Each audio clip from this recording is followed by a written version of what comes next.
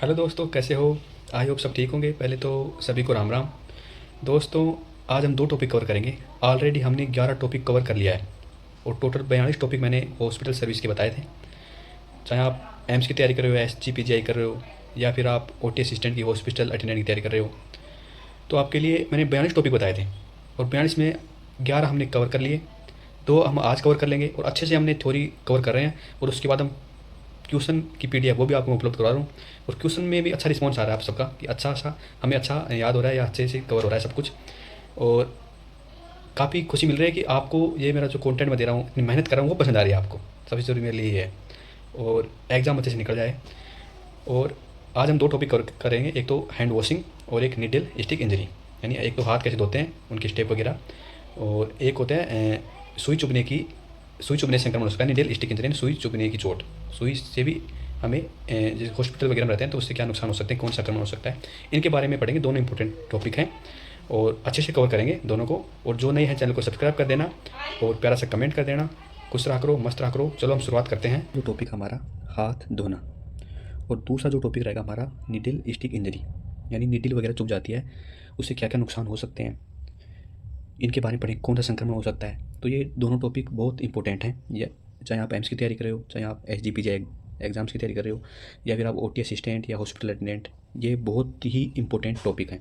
आपको ये लप्पू से टॉपिक लगेंगे कि हाँ, हाथ धोना कोई या ये कोई टॉपिक है, ये तो सभी कर देगा। इसमें भी क्वेश्चन घुमा फिरा के आता है और हम कंफ्यूज जाते हैं, लेकिन पढ़ना जरूरी है। अगर आप वीडियो अच्छे से पढ़ोगे, नोट्स पढ़ोगे, फिर क्वेश्चन लगाओगे, तो कैसा भी घुमा फिरा क्वेश्चन आ जाए आप गलत नहीं होगा। अब हम बात करते हैं हाथ धोना, हैंड वॉशिंग। इसमें आपको बता दूं, हाथ धोना एक प्रक्रिया है जिसमें साबुन और पानी का उपयोग करके हाथों को साफ किया जाता है ताकि गंदगी, कीटाणु और सूक्ष्म जीव हटाए जा सकें। यानी हाथ हमें हमेशा बोला जाता है कि हाथ हमेशा साबुन से अच्छे से साबुन लगा के अच्छे से धो। यानी अंगुलियों के बीच में साबुन लगा के पूरे से अच्छे से 20 से 30 सेकंड तक अच्छे से धो, तब साफ हाथ हो जाता है बिल्कुल। खाना खाने से पहले हाथ धो, ये हमें पहले से ये चीज़ सिखाई जाती है स्कूल टाइम से। तो हमारे जो हाथों में जो गंदगी लगी होती है, कीटाणु वगैरह लगे होते हैं, तो हाथ धोने से क्या है कि वो हट जाते हैं, साफ़ हो जाते हैं। इसलिए हाथ धोना ज़रूरी है। अब आगे हम बात करिए, आपको मैंने इमेज में दिखाया कि हाथ धोने का क्या क्या प्रोसेस होता है। जैसे पहले तो इसने साबुन लगाया, फिर वैसे सामने से रगड़ा, फिर बाहर से, फिर अंगुलियों के अंदर से अच्छी तरह से हाथों को ऐसे साफ किया जाता है। अब आगे हम बात करते हैं। छोटा सा टॉपिक है, ज़्यादा आराम से सुनोगे, जो मैं बोल रहा हूँ ध्यान सुनो, जो मैं बता रहा हूँ उन लाइनों पे ध्यान दो, अच्छे समझ में आ जाएगा, क्वेश्चन अपने आप ठीक हो जाएंगे। हाथ धोने के प्रकार, हाथ धोने के कई प्रकार होते हैं। एक होता है सामान्य हाथ धोना, दूसरा होता है रोगाणुरोधी हाथ धोना, और तीसरा जो होता है वो शल्य क्रिया हेतु हाथ धोना।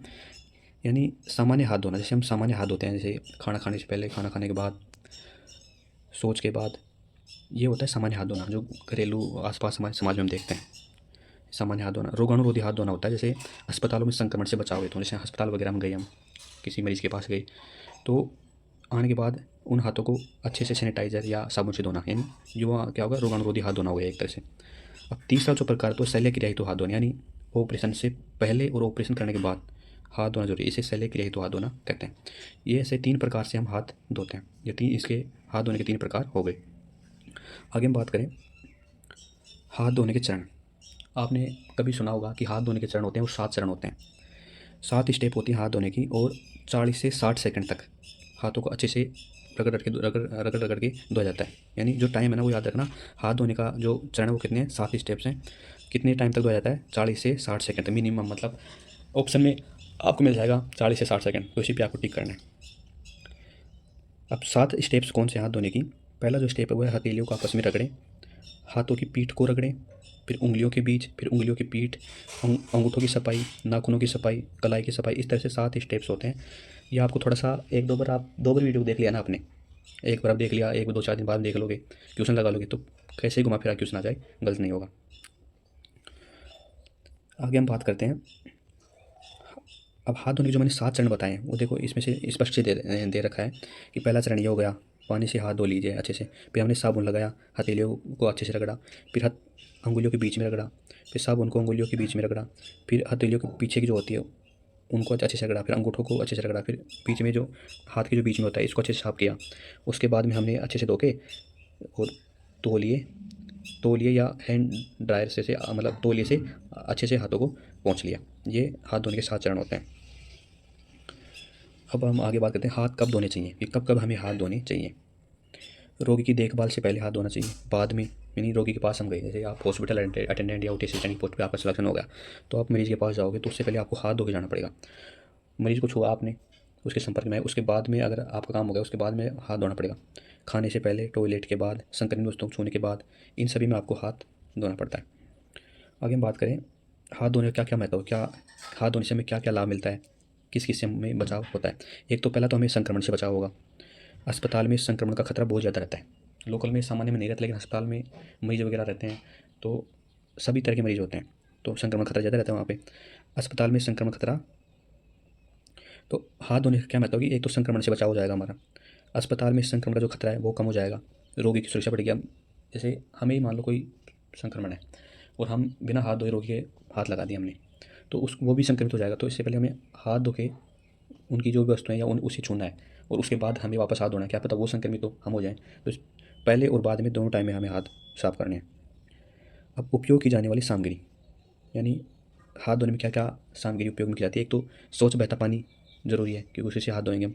एक साबुन हो गया, एक हैंड सैनिटाइज़र हो गया। अब इसमें एक बार क्वेश्चन आया था कि हैंड सैनिटाइज़र में अल्कोहल की मात्रा कितनी होती है, तो 60% अल्कोहल की मात्रा होती है, ये क्वेश्चन बना हुआ है।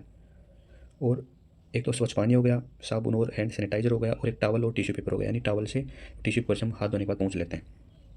तो ये क्वेश्चन बना हुआ है कि 60% अल्कोहल की मात्रा होती है। और आगे हम बात करें, थोड़ा सा मैंने इसमें एक्स्ट्रा जोड़ दिया है कि परीक्षा के लिए अतिरिक्त सुझाव क्या है।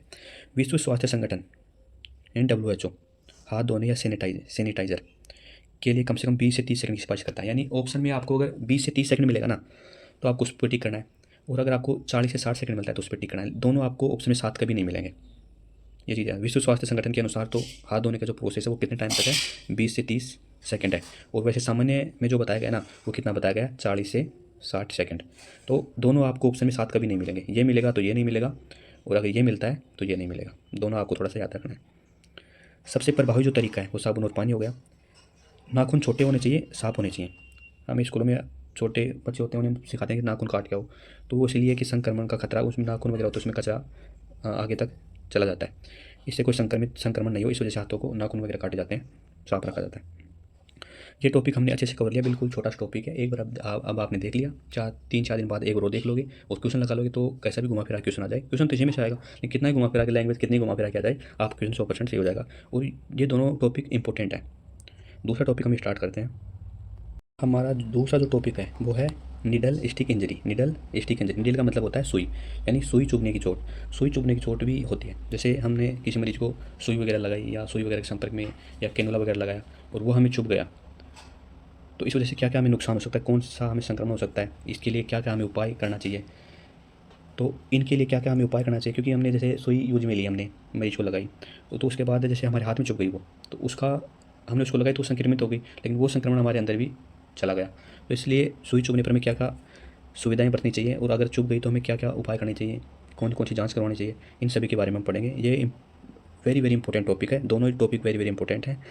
अब शुरुआत करते हैं। सुई चुभने की चोट यानी निडल स्टिक इंजरी।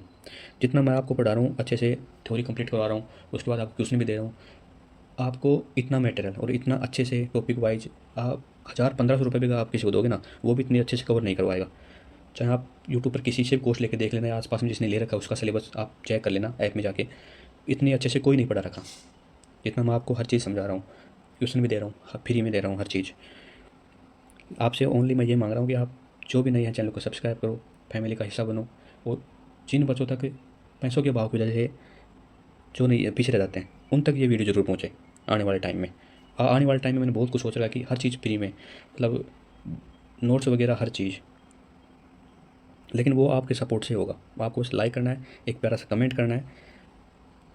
आगे हम बात करते हैं। सुई चुभने की चोट वही स्थिति होती है जब स्वास्थ्य सेवा में कार्य करते समय नुकीली वस्तु जैसे सीरिंज की सुई त्वचा को चुभ जाती है। नीडल स्टिक इंजरी, अब दिख रहा होगा आपने, इस तरह से होती है नीडल स्टिक इंजरी, यानी ये सुई हमने मरीज को लगाई और ये गलती से हमारे हाथ में कहीं भी लग गई मानो, तो हम भी संक्रमित हो गए इस वजह से। ये आपको दिख रहा होगा इमेज में। उच्च जोखिम वाले क्षेत्र, यानी उच्च जोखिम वाले क्षेत्र कौन से होते हैं, जहाँ संक्रमण की संभावना ज़्यादा होती है। जैसे आपातकालीन कक्ष यानी इमरजेंसी रूम होते हैं, वो भी एक तरह से उच्च जोखिम वाले क्षेत्र होते हैं। ICU and OT rooms ICU operation theatre वगैरह होते हैं, इनमें भी संक्रमण खतरा ज़्यादा रहता है। रक्त संग्रहण कक्ष होता है, इनमें भी संक्रमण खतरा ज़्यादा रहता है। अपशिष्ट निपटान क्षेत्र होते हैं, वेस्ट डिस्पोजल एरियाज होता है, वो भी एक तरह से उनमें भी संक्रमण खतरा ज़्यादा रहता है। ये थ्योरी पार्ट है, बिल्कुल 2 बार क्लास देख लेना, कभी नहीं बोलोगे, लेकिन क्वेश्चन जरूर बनता है इनमें से। सामान्य जो कारण है, इसके सामान्य कारण क्या है, जैसे किस कारण से हमें सुई चुभ लगती है, क्या कौन सी गलती हम करते हैं जिससे हमें सुई चुभ जाती है। देखो, सुई को दोबारा ढक्कन लगाना, जैसे हमने सुई मरीज की सुई लगाई, उसके हम दोबारा ढक्कन लगा रहे थे, उस वजह से हमारे अचानक वो हाथ में लग गई। गलत तरीके से फेंकना, गलत तरीके से हम फेंक रहे हैं, उस तरीके से भी। इंजेक्शन के समय मरीज की अचानक हरकत, इंजेक्शन लगा रहे हैं और मरीज खिसक गया या अचानक और कुछ हरकत कर रहा है, उससे गलती से हमें लग गई। बिना सुरक्षा उपकरणों के तेज औजारों का उपयोग, यानी पीपी का मतलब होता है पोस्ट जोखिम के बाद रोकथाम। पीपी का मतलब जो होता है ना, वो होता है पर्सनल प्रोटेक्टिव इक्विपमेंट, यानी आपने देखा होगा हॉस्पिटल वगैरह में पर्सनल प्रोटेक्टिव इक्विपमेंट, यानी व्यक्तिगत सुरक्षा उपकरण, यानी खुद की सुरक्षा के लिए वो बिल्कुल गाउन वगैरह पहन के रहते हैं। जो मुँह को होता है उस पर भी वो बिल्कुल हेलमेट वगैरह लगा के, हाथों में बिल्कुल ग्लव्स वगैरह पहन के बिल्कुल पैक रहते हैं। तो ये जो वगैरह हम पहन के रहते हैं ना, तो हमें संक्रमण खतरा ना के बराबर हो जाता है। और ये पीपी किट को हम नहीं पहनते हैं, वैसे ही मरीज के पास जाते हैं, तो संक्रमण खतरा ज़्यादा रहता है। तो पीपी की फुल फॉर्म पूछ लेता है, बहुत सी बार क्वेश्चन आया हुआ है, पीपी की फुल फॉर्म क्या होती है, तो पर्सनल प्रोटेक्टिव इक्विपमेंट, यानी व्यक्तिगत सुरक्षा उपकरण, ये आपको याद रखना है। आगे हम बात करें फैलने वाले संक्रमण, कौन कौन से संक्रमण हमें नीडल चुभने से हो सकते हैं, ज़्यादा का संक्रमण ये सामने आते हैं। एक होता है HIV यानी एड्स, किस वजह से होता है, एड्स जो होता है ना, वो HIV वायरस के कारण ही होता है। जैसे HIV जो है ना, इसकी हम फुल फॉर्म देखें तो HIV की फुल फॉर्म आई हुई है बहुत बार एग्जाम में, ह्यूमन इम्यूनोडिफिशियंसी वायरस। HIV की फुल फॉर्म होती है human immunodeficiency virus, human immunodeficiency virus, ये इसकी फुल फॉर्म होती है। अब किसी को HIV हो गया तो उसमें क्या होता है, उसकी रोग प्रतिरोधक क्षमता जो होती है ना, वो बिल्कुल नष्ट हो जाती है, बिल्कुल शरीर सूख जाता है, रोगों से लड़ने की क्षमता बिल्कुल लैस हो जाती है, बिल्कुल कम हो जाती है ना। ये हो सकता है। एक हेपेटाइटिस बी हो सकता है, हेपेटाइटिस बी भी हो सकता है। हेपेटाइटिस बी भी एक वायरल संक्रमण होता है, जो किसको प्रभावित करता है, हेपेटाइटिस बी प्रभावित करता है, किसे प्रभावित करता है, ये वायरल संक्रमण होता है, और लीवर को प्रभावित करता है। लीवर को हम जिगर भी बोलते हैं, लीवर बोल दो या जिगर बोल दो, एक ही बात है। हेपेटाइटिस बी कारण क्या प्रभावित होता है, लीवर या जिगर। और एक हेपेटाइटिस सी होता है, ये भी एक वायरल संक्रमण होता है, ये भी लीवर को प्रभावित करता है। ये इसके जोखिम कारक है भाई। अगर आपको नीडल स्टिक इंजरी होगी, सुई चुभ गई, तो ये आपके HIV हो सकता है, हेपेटाइटिस बी भी हो सकता है, हेपेटाइटिस सी भी हो सकता है। तो इनकी आपको जांच करवानी पड़ेगी। आपको अगर सुई चुभ गई तो इनकी आपको HIV की जांच करवानी पड़ेगी, हेपेटाइटिस बी की, हेपेटाइटिस की अगर पॉजिटिव आती है तो आपको फिर दवाई वगैरह लेनी पड़ेगी, डॉक्टर से सलाह लेनी पड़ेगी, और अगर नेगेटिव आती है तो कोई दिक्कत नहीं है। अब चोट लगने के बाद प्राथमिक उपचार क्या, जैसे हमें नीडल स्टिक यानी नीडल हमें हाथ में चुभ गई, तो क्या हमें तुरंत उसी टाइम हमें प्राथमिक उपचार क्या करना है, प्राथमिक उपचार क्या होता है, मतलब उसी टाइम हमें क्या करना है। तो जैसे प्रभावित हिस्से को साबुन और पानी से धोएंगे, वहीं के वहीं क्या करेंगे, प्रभावित जो हिस्सा है, जैसे हमें अंगुली में या हाथ में सुई चुभ गई, तो उसको साबुन लगा के पानी से धोएंगे थोड़ी देर के लिए, बहते पानी से। रगड़ेंगे नहीं, क्यों रगड़ेंगे तो वो वापस अंदर चला जाएगा। बिल्कुल खुले पानी, बहते पानी में से साबुन लगा के जैसे धोएंगे। घाव को दबाएंगे नहीं, बिल्कुल नहीं दबाएंगे। एंटीसेप्टिक लगाएंगे, पोयोडीन आयोडीन होती है, एक एंटीसेप्टिक होती है, एंटीसेप्टिक लगाएंगे, जिससे संक्रमण खतरा कम होता है। घटना की रिपोर्ट करेंगे, मतलब डॉक्टर को बताएं कि हमारे ऐसे मेरे ये चुभ गई और हमें क्या क्या मेरे को क्या क्या करना है, कौन सी जांच करवानी है, उनसे राय लेंगे। डॉक्टर से जांच कराएं और आवश्यक होने पर पीपी शुरू करें, यानी डॉक्टर से जांच कराएंगे। पीपी का मतलब होता है पोस्ट एक्सप्यूजर प्रोफाइलेक्सिस, इसकी फुल फॉर्म नहीं पूछता है वैसे, जोखिम की बात रोकथाम। पीपी का मतलब ये होता है, मैंने थोड़ा सा आपको वैसे ही बता दिया, बाकी इसकी फुल फॉर्म नहीं पूछता है इसकी। डॉक्टर जांच कराएंगे और आवश्यक होने पर। घटना की रिपोर्ट के बारे में बताऊँगा आपको, जैसे हॉस्पिटल में हो, आप हॉस्पिटल अटेंडेंट की पोस्ट पे, तो आप जैसे सुई चुभ गई, तो हमें उस जो मरीज की हम सुई चुभ लगा रहे थे उसकी हमें सुई चुभी है, तो उसकी रिपोर्ट देखेंगे हम कि ये किसके कौन कौन से HIV है या हेपेटाइटिस बी है, कौन सा रोग है इसे, फिर हम जांच करें, उसकी रिपोर्ट देखना जरूरी है। अब जोखिम, चलो हमें सुई चुभी, उसके बाद रोकथाम क्या करना है, हमने प्राथमिक उपचार तो कर लिया, उसके बाद भी हमें रोकथाम क्या करना है, 72 घंटे के अंदर शुरू करेंगे इलाज, हमें 72 घंटे के अंदर शुरू ही करना पड़ेगा। ये पूछा गया, क्वेश्चन आया हुआ है कि कितने घंटे के भीतर हमें इलाज शुरू करना पड़ेगा, 72 घंटे के अंदर हमें इलाज शुरू करना ही पड़ेगा। डॉक्टर से सलाह लेकर हमें दवाई शुरू करनी पड़ेगी, टीका लगवाना पड़ेगा। 28 दिन का कोर्स लेना पड़ेगा, ड्यूरेशन मिनिमम आपको 28 दिन का पूरा ध्यान रखना, 28 दिन का हमें मिनिमम कोर्स लेना पड़ेगा। ये दोनों चीज़ आप याद रखना। HIV हेपेटाइटिस टेस्टिंग, HIV और हेपेटाइटिस वगैरह इनकी टेस्टिंग भी हम कराएंगे और इनके प्रोटोकॉल का हम पालन करेंगे। रोकथाम के उपाय, हमें क्या क्या रोकथाम करना है। व्यक्तिगत सुरक्षा उपकरण का उपयोग करेंगे, मतलब क्या क्या हॉस्पिटल में है तो क्या क्या हमें रोकथाम करनी चाहिए। व्यक्तिगत सुरक्षा उपकरण का उपयोग हमें करना चाहिए, यानी जो व्यक्तिगत सुरक्षा उपकरण यानी जो होता है ना वो पर्सनल प्रोटेक्टिव इक्विपमेंट भी वो हमें उपयोग करना है। कभी भी इस्तेमाल की गई सुइयों को दोबारा न रखें।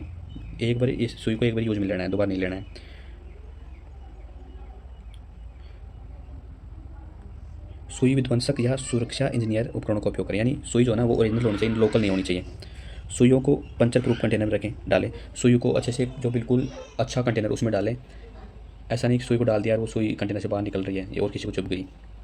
सार्वभौमिक सावधानियों का सख्ती से पालन करें, और जो सार्वभौमिक जो सावधानियाँ जो हॉस्पिटल में जो सावधानियाँ हैं उनको अच्छे से हम पालन करेंगे। ये पूरा हमने बता दिया है। अब थोड़ा सा मैंने इसमें एक्स्ट्रा जोड़ दिया है कि प्राथमिक उपचार तुरंत शुरू होना चाहिए। सभी स्वास्थ्य कर्मियों के लिए हेपेटाइटिस बी का टीका लगवाने की सिफारिश की जाती है, यानी हॉस्पिटल में जितने भी कर्मचारी काम करते हैं ना उनके सबके HIV हेपेटाइटिस बी का टीका पहले से लगा देते हैं। सुई से लगी चोटों की हमेशा रिपोर्ट की जानी चाहिए, और सुई से अगर चोट लगे तो ये छोटी मोटी चोट नहीं है, बहुत गहरी चोट है और इसकी हमें डॉक्टर को बताना है, इसका पूरा हमें रोकथाम करना है। HIV के लिए भी 72 घंटों के भीतर शुरू किया जाना चाहिए, और अगर HIV वगैरह पॉजिटिव पाए जाते हो आप तो 72 घंटे के अंदर हमें इलाज शुरू करना चाहिए। ये इंपॉर्टेंट है, ये याद रखना 72 घंटे।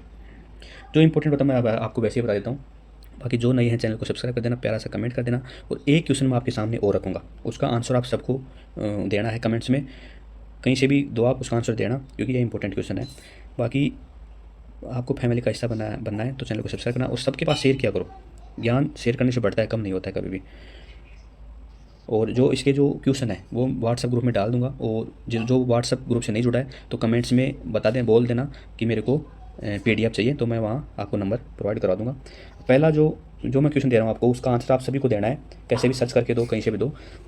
जो क्वेश्चन है वो है, रेड क्रॉस संस्था की स्थापना किसने की और कब की। यानी रेड क्रॉस संस्था है ना जहाँ से आप फर्स्ट एड वगैरह बनवाते हो, रेड क्रॉस संस्था की स्थापना किसने की थी और कौन सी सन में की थी। वेरी वेरी इंपॉर्टेंट क्वेश्चन है, कहीं से भी दो, इसका आंसर मेरे को सभी कमेंट्स में देना। धन्यवाद।